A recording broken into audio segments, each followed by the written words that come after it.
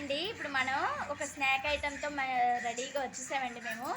ఏంటంటే స్నాక్ అయినా చేసుకోవచ్చు, లేకపోతే టిఫిన్ కింద అయినా కూడా తినొచ్చు. చాలా బాగుంటుంది ఇది. ఫస్ట్ బియ్యం పిండి తీసుకుంటున్నాము. చూడండి, ఒక స్పూన్ ఉప్పు వేస్తున్నాం బియ్యం పిండిలో. చిటికెడు పసుపు అండి, కారం ఒక స్పూన్ వేస్తున్నామండి. మీ టేస్ట్కి తగ్గట్టుగా మీరు వేసుకోండి. జీలకర్ర వేస్తున్నామండి. జీలకర్ర కొద్దిగా ఎక్కువ వేసుకోండి, బాగుంటుంది టేస్ట్. ఇప్పుడు వీటిని బాగా కలుపుకోవాలి.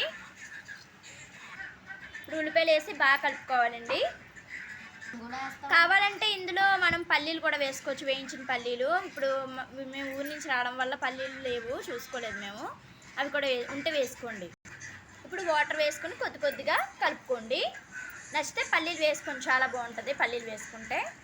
చూడండి, ఇలా పెనానికి నూనె అంతా ఇలా అప్లై చేసుకోవాలి. ఇప్పుడు ఇలా కలిపి పెట్టుకున్న ముద్దని మనం ఈ పెనంలో చూడండి ఇలాగా స్ప్రెడ్ చేసుకోవాలి మొత్తం పెనం అంతా.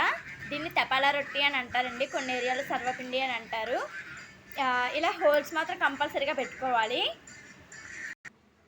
ఇప్పుడు ఇలాగా ఈ హోల్స్ ఉన్నాయి కదండి, మా పాప చాలా ఎక్కువ హోల్స్ పెట్టేసింది. ఈ హోల్స్లోనే ఆయిల్ వేసుకోవాలి. ఇది ఇలా సిమ్లోనే మగ్గాలండి. చూడండి, ఇలా ఒకవైపు కాలింది కదా, ఇప్పుడు నెక్స్ట్ వైపు టర్న్ చేసుకుంటే ఈజీగా వచ్చేస్తుందండి. చూడండి ఎంత బాగా వస్తుందో.